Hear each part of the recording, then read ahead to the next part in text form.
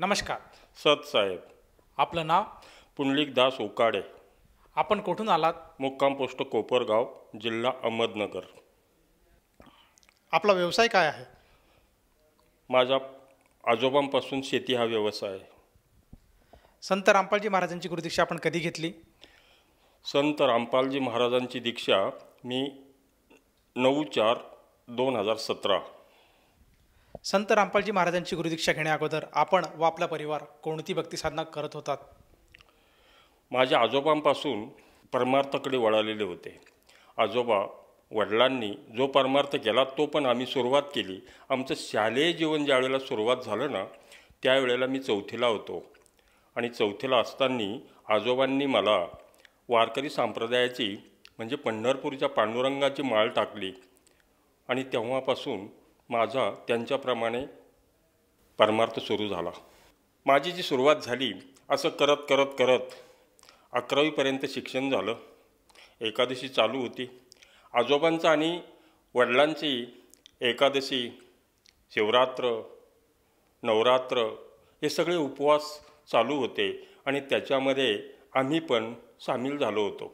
असं करता करता करता 67 साली माझी 11वी शिक्षण पूर्ण झालं आणि तिथून पुढे मी घरी आलो. परिस्थिती नाजूक होती. आजोबा वारले. परमार्थ पुढे चालू राहिला आणि वडिलांनी आजोबाकडून मिळालेले धडे आम्हाला द्यायला सुरुवात केली. ज्या वेळेला माझी 67ला शाळा संपली त्यावेळेला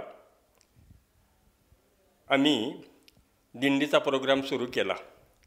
पंढरपूरच्या आत्तापर्यंत असं करत करत करत मी 25 वाऱ्या केल्या. आणि पुढे देहू आळंदी, त्र्यंबकेश्वर, मुक्ताईनगर ह्या सगळ्या वर्षभरात 4 दिंड्या मी पूर्ण करायचो.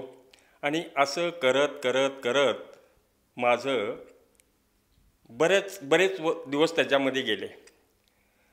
या सेवा करत असताना लाभ तर कुठला होत नव्हता. परिस्थिती अशी झाली का पुढे जाऊन आमच्या भगतमतीच्या डोक्यामध्ये फरक पडला. 2 लहान मुलं होती, एक मुलगी होती. तीसुद्धा कोणाच्या तरी घरी जाऊन भाकरी मागत होती. आम्हीसुद्धा कुठंतरी भरकटत होतो आणि दिंडीमध्ये जायचं. असं करत करत करत बरेच दिंड्यांचं प्रोग्राम तर चालूच होते. परमात्मा बाकी भेटत नव्हता. ओढ बाकी तिकडे लागली होती. सारखा विचार यायचा, परमेश्वरा कुठे आहे तू? असं करत करत करत पुन्हा विचार एक आला की आपण 11वीपर्यंत शिक्षण घेतलं आहे आणि आपण त्या शिक्षणामध्ये 8वीपासून भारताचा नकाशा बघत आलो आहे. आपण हा भारत कधी पूर्ण करणार? आपली परिस्थिती अशी नाजूक आहे. आपण कधी भारत फिरणार आपण? आणि त्याच भारतामध्ये बद्रीनाथ, केदारनाथ, गंगासागरसारखे मोठे मोठे तीर्थ लपलेले ते आपण कधी बघणार? अशी एकदम मनोकामना अशी प्राबल्य झाली होती. असं करत करत करत मी एका पाहुण्याकडे विषय घेतला. मला खूप मोठी इच्छा आहे, बद्रीनाथला जावं, केदारनाथला जावं, गंगासागर करावा आणि या भारतामध्ये जे जे मोठे ठिकाणं आहे भगवंताचे ते मला बघावेसे वाटतात, त्यांचं दर्शन घ्यावंसं वाटते. परंतु प्रश्न येतो पैशाचा. आज एकदा जर चारोधाम करायचा ठरला तर 50,000 रुपये खर्च येतो. परिस्थिती अशी झाली का ओढ पूर्ण लागलेली होती. परंतु हे एका नातेवाईकाच्या कानावर गेलेलं होतं आणि त्यांनी मला एक दिवस विचारलं, का रे तुझ्या बऱ्याच दिवसापासून तुझ्या लक्षात आहे की आपण चारोधाम यात्रा करावी, पूर्ण भारत पाहावा, तर तुला एक चान्स आहे, तू जातो का? तर मी स्पष्टपणे होकारा दिला. परंतु तुम्ही जर कोणाकडून पैसे घेऊन मला जर पाठवत असाल ना तर ते पैसे मला देता नाही येणार परत. तर त्यांनी सांगितलं, काय नाही शांत राहा तू, काहीच होणार नाही, परंतु तुला थोडंसं काम करावं लागेल. ठीक आहे म्हटलं, काम करून जर माझं चारोधाम भारत जर बघायचा होणार असेल ना तर मी करायला तयार येते. 8 दिवस निघायची वेळ राहिली. त्यांनी मला नाशिकला नेलं आणि तिथं चौधरी म्हणून ट्रॅव्हल्सचं एक त्यांच्या ऑफिसमध्ये गेलो. तिथं माझं नाव नोंदवून दिलं आणि ते नाव नोंदलं होतं त्या गाडीमध्ये असणाऱ्या लोकांनी जेवण केल्यानंतर भांडी घासायचं. परमात्म्याला भेटायची इच्छा होती. मी ते पण अगदी मनापासून त्याला होकारा दिला आणि पहिली ट्रिप माझी गंगासागरची तिकडे मी भांडे घासण्याच्या निमित्तानं गेलो आणि त्या लोकांचं जेवण झाल्यानंतर मी आपले भांडे कुंडे घासायचे, जे काम असेल ते करायचं. आणि जो एजंट होता तो मला घेऊन जायचा. आम्हाला 3-4 लोकांना, स्वयंपाकवाल्या बाया होत्या 2, आम्हाला 2-3 लोकांना घेऊन जायचं. घाईघाई दर्शन करायचा, गाड्या इकडे तयार असायच्या, गाडीमध्ये बसायचं, निघायचं. पण मनामध्ये एक फार मोठा आनंद होता का भगवंता तू भेटलाय, माझ्यासारख्या गरिबाला तू दर्शन दिलंय. खूप आपुलकीनं, खूप प्रेमानं मन अगदी भरून यायचं. असं करत करत करत गंगासागर झालं, बद्रीनाथ झाले, आम्ही भांडेच घासत होतो. असं करता करता 3-4 वर्षे हाच उद्योग केला. गावात कोणालाच माहीत नव्हतं हा नुसता जातोय, याचा खर्च कोण करतो, पण भांडे घासतो हे कोणीच बघत नव्हतं. परंतु मला असं वाटायचं की माझी इच्छा पूर्ण होते. असं करत करत करत मी 5 वर्ष पूर्ण केले. आणि पुढे चौधरी ट्रॅव्हल्स जे मालक होते त्यांची माझी ओळख झाली होती. त्यांनी एक दिवस सहज मला विचारलं, शिक्षण किती झालं? म्हटलं 11वी झाली. अरे बापरे, सुशिक्षित आहे म्हणे तुम्ही. म्हटलं हो. असं करताना मग म्हणे एक काम करा, तुम्ही सुशिक्षित आहात, गाडी आपली घेऊन जा आणि तुम्ही 50 लोक तयार करा. आणि आज तुम्ही जे भांडे घासताना, एक गडी म्हणून राहताना, तर तुम्ही त्या गाडीचे मालक बना आणि तुमच्या हाताखाली 4-2 लोक राहतील आणि ती गाडी घेऊन जा आणि त्याच्यातनं जे पैसे राहतील ते तुम्हालाच राहतील. असं करीत शेवटचे 5 वर्ष मी पूर्ण करत आलो. म्हणजे 10 वर्ष पूर्ण झाले. 11व्या वर्षी मोठा अभिमान झाला का मी चारोधाम करतोय. असं करता करता करता शेवटच्या 11व्या वर्षाला ट्रिप निघाली. 2 गाड्या होत्या, एक जीप होती. जीपमध्ये 10 लोक होते, गाड्यांमध्ये 52, 54, 55 लोक होते. असं करत करत करत आंध्रामध्ये गाड्या गेल्या आणि ती जीप ओव्हरटेक करताना त्याचा ॲक्सिडेंट झाला आणि त्याच्यामध्ये ड्रायव्हरचा पाय गेला. त्याच्यानंतर एका लेडीजचं डोकं एकदम 2 खापा झाल्या. एकाचा हात गेला, एकाचं नाक गेलं, एकाचं कान गेला. रेडिओला बातमी होती, पेपरला पण बातमी होती काय ॲक्सिडेंट झालेला आहे, महाराष्ट्राचे लोक आहे. आणि त्यावेळेला वाजपेयी पंतप्रधान होते. त्यावेळेला मी 1.5 लाख रुपये लॉस गेलो. परंतु ती ट्रीप, ते लोक त्यांच्या घरी निरोप देऊन ते लोक घरी पाठवले आणि राहिलेले लोक त्यांची यात्रा पूर्ण करून मी घरी आलो. आणि त्या दिवशी चारोधामाला मी गोडपैकी नमस्कार केला आणि चारोधाम करणं बंद केलं. हे सगळं झाल्यानंतर पुन्हा घरी ज्या वेळेला बसलो त्यावेळेला विचार सुरू झाला, भगवंता तू कुठं आहे, का करतोस असं, मला का भेटत नाही, तू इतकं करूनसुद्धा तू माझ्याकडे लक्ष का देत नाही. मी सगळं सोडून दिलं, शांत घरी येऊन बसलो. दिंड्या वाऱ्या चालूच होत्या. असं करता करता करता परिक्रमेचा, नर्मदा परिक्रमा लोक करतात, माझ्या पण लक्षात आलं का आपण पण नर्मदा परिक्रमा करायची. म्हणून मी घरामध्ये सहज विषय काढला, मला नर्मदा परिक्रमेला जायचं आहे. बायकोनं नकार दिला आहे. तिच्या माहेरचे लोक बोलून घेतले आणि स्पष्ट सांगितलं हा माणूस मरायला चालला आहे. न ऐकता मी आपलं रस्त्याला लागलो आणि नर्मदेला गेलो. नर्मदा पूर्ण झाली, 5.5 महिने लागले. तिथून घरी आलो. दुसऱ्या वर्षी गोदावरीचं लक्षात आलं, गोदावरी परिक्रमेला गेलो. गोदावरी परिक्रमेला 6.5 महिने लागले. 4000 किलोमीटर पूर्ण करून मी घरी आलो. ज्या वेळेला घरी आलो ना, माझ्या भगतमतीनं सुद्धा मला ओळखलं नाही.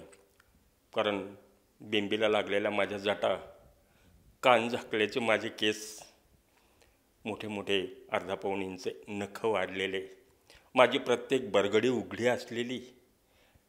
आणि ते ज्या वेळेला बघितलं तर मला एक कोणीतरी भिक्षा मागायला आला आहे ह्या नात्यानं बायकोनं माझ्याशी वागणूक दर्शवली. अरे मी म्हणा, अरे मी कोण आहे ओळख ना. असं करत करत ते पोरं हसायला लागले. बाबा आहे काय, कारण तब्येत एकदम क्रूज झाली होती, एकदम खलास होतो. असं करत घरात गेलो आणि जे सगळे त्यांनी जेव्हा ओळखलं, सगळे चौबाजूंना पडून मोठ्या मोठ्याने रडायला लागले. तरी पण मी कुठलंच काही घेऊन आलो नव्हतो. भगवंत भेटला नव्हता, मनामधली खंत मिटत नव्हती. असं करत करत नर्मदा झाली, गोदावरी झाली, चारोधाम झाले, उपवास झाले, तापास झाले, सर्व केलं. परंतु भगवंत कुठंच भेटत नाही. परंतु दिंड्या बंद नव्हत्या. बायको एका कडेला होती, मी कुठंतरी होतो. मी चारोधाम 11 वेळेला केला. त्याच्यानंतर नर्मदा परिक्रमा केली, गोदावरी परिक्रमा केली, उपवास तापास केले, नवरात्राचे उपवास केले, इतका अट्टहास केला. परंतु मला त्याच्यातनं कुठलाही मोबदला मला मिळाला नाही, कुठलाही फायदा मला झाला नाही. सर, जसं आपण सांगत आहात की आपण अगदी लहानपणापासून भक्तिमार्गात होतात. सर्वप्रथम आपण वारकरी संप्रदायामध्ये होतात. आपल्या वयाचे 26 वर्ष आपण वारकरी संप्रदायात दिलेले आहेत. आणि त्याचप्रमाणे जे जे काही आज भारतामध्ये जे काही देवस्थानं आहेत, त्याचप्रमाणे जे काही मंदिर आहेत, त्या मंदिरांना आपण भेट दिली. परमेश्वराच्या शोधासाठी आपण वारंवार भटकत होते. तर मला हे विचारायचं आहे की परमेश्वर आपल्याला मिळाला का? नाही मिळाला. इतकी मोठी भक्ती केली, परंतु परमेश्वराची प्राप्ती मला कधीही झाली नाही. उलट माझं संपूर्णपणे माझं नुकसानच झालं.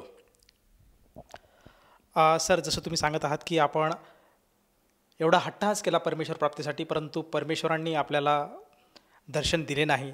तर मला हे विचारायचं आहे की मग आपण आपली ही जी परमेश्वराची शोधची मोहीम ही कशी पुढे चालू केली आणि आपण संत रामपालजी महाराजांच्या संपर्कात कसे आलात? मी संत रामपालजी महाराजांच्या संपर्कामध्ये येण्याचं कारण एकच, मला जो शौक होता दिंड्या करणं. असं दिंडी करायच्या निमित्तानं मी मुक्ताईनगरच्या दिंडीत गेलो. परंतु मला उपवास असल्यामुळे तिथं फराळ मिळणार नाही, ह्या नात्यानं मी एक निंबाच्या झाडाखाली तिथून 200-400 फुटावर जाऊन झोपलो. तर तिथं एक व्यक्ती आली.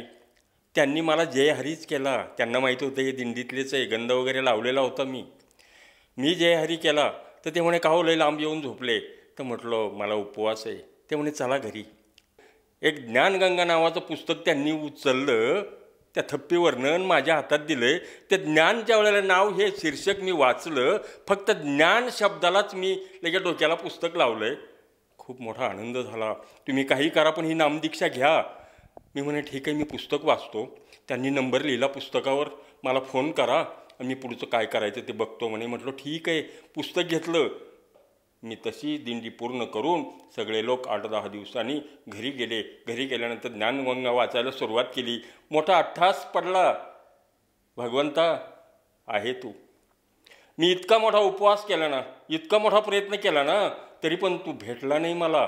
परंतु भेटण्याच्या वाटेवर आहे. 1 वर्षामध्ये 1.5 वर्षामध्ये 4-5 वेळेस ज्ञानगंगा वाचून झाली. एक दिवस आंघोळ केली. मी एक लहऱ्याला होतो. आमचा लहाना मुलगा पॉवर हाऊसला कामाला आहे. त्याच्या लहान्या मुलाकरता मी तिथं होतो. सकाळी उठलो, आंघोळ केली, ओट्यावर बसलो. तेवढ्यामध्ये 3-4 लोक आले. छोट्या छोट्या पताका होत्या खांद्यावर. ते माझ्याजवळ आले, मला डायरेक्ट बोलले सत साहेब. म्हटलं बापरे, आपण ज्ञानगंगा वाचतोय, ज्ञानगंगामध्ये सतसाहेब आहे. मी डायरेक्ट उठलो, म्हटलं सतसाहेब कुठून आलात तुम्ही? ते म्हणे जळगाव. बापरे, मला ज्ञानगंगा जळगावकरांनीच दिली आणि तुम्ही मला जळगावचेच भेटले इथं. ते म्हणे सत्संग इथं मला सांगवीला नाशिकजवळ, आपल्याला सत्संगाला जायचं आहे, तुम्ही येणार का? म्हटलं येणार. कुठलाच विचार नाही केला. माझी इच्छा झाली, आता कधी जाणार, तुम्हाला किती वेळ आहे अजून? तर ते म्हणे आम्ही 15-1 मिनिटात निघणार आहे. म्हटलं मी घरून येतो सांगून. म्हणजे काहीच सांगू नका, जेवण पण आहे तिथं. तसंच मला गाडीत बसवलं, तिथं सत्संगात नेलं. शेवटी तिथं 3 दिवस मी सत्संग ऐकला आणि 3-3ऱ्या दिवशी नामदीक्षा घेऊन टाकली. सर, जसं तुम्ही सांगत आहात की आपण संत रामपालजी महाराजांचं जे ज्ञानगंगा पुस्तक हे आपल्याला मिळालं आणि त्यातलं ज्ञान आपल्याला आवडलं आणि आपण संत रामपालजी महाराजांचं नाशिकला सत्संगसुद्धा केलं. तर मला हे विचारायचं आहे की आपण अगदी वयाच्या लहानपणापासून परमात्मासाठी भटकत होतात आणि त्यानंतर असे बरेचसे वर्षे आपले गेलेत आयुष्याचे. तर मला असं विचारायचं आहे की जेव्हा आपण ज्ञानगंगा वाचलं आणि संत रामपालजी महाराजांची जे काही सत्संग ऐकलं, त्यातून आपल्याला असा काय बोध झाला की आपण लगेच संत रामपालजी महाराजांची नामदीक्षा घेतली? मला त्यावेळेला हेच आश्चर्य वाटलं. ज्ञानगंगा पूर्ण केली, वाचून 2-3 वेळेस वाचली होती मी. आणि त्याचा परिणाम असा झाला की आजपर्यंत दिंड्यांमध्ये राहत होतो. कीर्तनाला पुढाकार माझाच होता. 50 लोकांचे माझ्याकडे फोन नंबर असतील महाराजांचे. गावातले सप्तमीचे अटेंड करायचो. परंतु एकाही महाराजांना मला कधीही सांगितलं नाही का ब्रह्मा, विष्णू आणि महेशाला आई वडील आहेत. आणि ते रामपाल महाराजांनी ज्या वेळेला मला गोडपैकी दाखवून दिलं, त्यावेळेला मला खूप मोठा आनंद झाला. आणि सतलोकाला जायचं ही ग्वाही दिली. परमात्मा मला मिळाल्यासारखं वाटायला लागलं. आणि मी अगदी छंद घेतला तो, कोणालाच विचारलं नाही, घरामध्ये सुद्धा कोणाला बोललो नाही. आणि तिसऱ्या दिवशी मी नामदीक्षा घेऊन टाकली आणि तिथून पुढे खूप मोठ्या आनंदानं घरी आलो. संत रामपालजी महाराजांचा जो मार्ग आहे आपल्याला त्यांच्या सत्संगाच्याद्वारे आपल्याला कळाला आणि आपण खऱ्या अर्थाने भक्ती मार्गाला लागलात. मला हे विचारायचं आहे की जेव्हा आपण संत रामपालजी महाराजांच्या सद्भक्तीत आलात त्यानंतर आपल्याला आपल्या आयुष्यामध्ये काय काय बदल आढळले किंवा काय काय साक्षात्कार आपल्याला झाला? संत रामपालजी महाराजांच्या मार्गात आल्यानंतर मला बरेच काही लाभ झाले. सांगायला गेलो तर फार वेळ जाईल, परंतु मी मोजकेच मला झालेले लाभ मी सांगतो. का ज्या वेळेला माझ्याकडं काहीच नव्हतं, शेतीला पाणी नव्हतं, परंतु परमात्म्यानं मला अशी हे दिली, रामपालजी महाराजांनं, मी ती जागा बदलली आणि निफाडमधून कोपरगावमध्ये आलो. मला पाण्याची 3.5 एकर शेती मिळाली. तिथं जाऊन एक गाय घेतली. त्या गाईच्या आज 20 गायी आहे, 125 लिटर दूध जातो आहे. तिथं गेल्यानंतर मी 3 मोटरसायकली घेतल्या, एक 4 व्हीलर घेतली. आनंदाचा प्रपंच माझा सुरू झाला आहे. त्याच्यानंतर मला भक्तिमार्ग मिळाला, परमात्मा मला भेटला. इतका अट्टहास केला तेव्हा मला परमात्मा भेटला, त्याच्यातच मला खूप मोठा आनंद आहे. सर, जसं तुम्ही सांगत आहात की संत रामपालजी महाराजांच्या सद्भक्तीत आल्यानंतर आपल्याला खऱ्या अर्थाने परमेश्वर प्राप्ती झाली आणि जे काही भौतिक सुख आहे ते सुद्धा आपल्याला मिळालेत. तर ह्या आपल्या अनुभवातून आपण आपल्यासारखे आपले जे अगोदरचे जे सहकारी होते, जे आपले मित्रमंडळी होते, त्याचप्रमाणे जो श्रोतावर्ग आज सत्संगाच्या माध्यमातून आपल्याला बघत आहेत, त्या सर्वांसाठी आपण काय संदेश द्याल? मी एक संदेश देऊ शकत नाही, परंतु एक आराधना त्यांच्यासमोर करू शकतो. का टी व्हीला बऱ्याच चॅनलवर सत्संग संत रामपालजी महाराजांचा चालू असतो आहे, तर तो बघा. आणि त्या सत्संगाच्या खाली एक पट्टी चालू असते आणि त्याच्यावर फोन नंबर असतात. एक फोन करून आपल्याजवळचं नामदान केंद्र कुठं आहे याचा तपास करून तिथं जाऊन नामदीक्षा घ्या आणि आपलं जीवन सुखी करा. सर, जसं आता आपण सांगत आहात की या सत्संगाच्या माध्यमातून जेव्हा संत रामपालजी महाराजांचे प्रवचन प्रसारित होतात तर टी व्ही चॅनलवर एक काही नंबर फ्लॅश होतात. त्या नंबरवर जर साधकाने संपर्क साधला तर त्याला जवळच्या नामदान केंद्राची माहिती मिळेल आणि तेथे जाऊन तो साधक संत रामपालजी महाराजांची नामदीक्षा घेईल. तर ह्या नामदीक्षेसाठी त्या साधकाला किती पैसे मोजावे लागतात? ही नामदीक्षा घेण्यासाठी हे विनामूल्य असतं, कुठलाही 1 रुपया खर्च येत नाही आणि नामदीक्षा ही फ्री मिळते, कुठलाही काही परेशानी नसते. धन्यवाद सतसाहेब.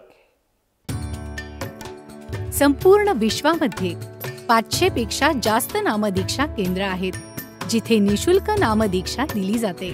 निशुल्क नामदीक्षा प्राप्त करण्यासाठी आणि अधिक माहितीसाठी संपर्क करा 7030303951 7030303952. अद्वितीय आध्यात्मिक ज्ञान वाचण्यासाठी, पाहण्यासाठी आणि ऐकण्यासाठी संत रामपालजी महाराज ॲप अवश्य डाउनलोड करा किंवा आमची वेबसाईट www.jagatgururampalji.org वर विजिट करा. आम्हाला सोशल मीडियावर फॉलो करा. सर्व पवित्र धर्मांच्या पवित्र शास्त्रांवर आधारित प्रमाणित अनमोल पुस्तक ज्ञानगंगा किंवा जगण्याचा मार्ग यापैकी कोणतेही एक पुस्तक निशुल्क मागवण्यासाठी आपण आम्हाला आपले पूर्ण नाव, पूर्ण पत्ता, पिनकोड आणि फोन नंबरसह लिहून 7030303951 किंवा 7030303952 या नंबरवर SMS करू शकता किंवा 7030303950 या नंबरवर व्हॉट्सअप देखील करू शकता.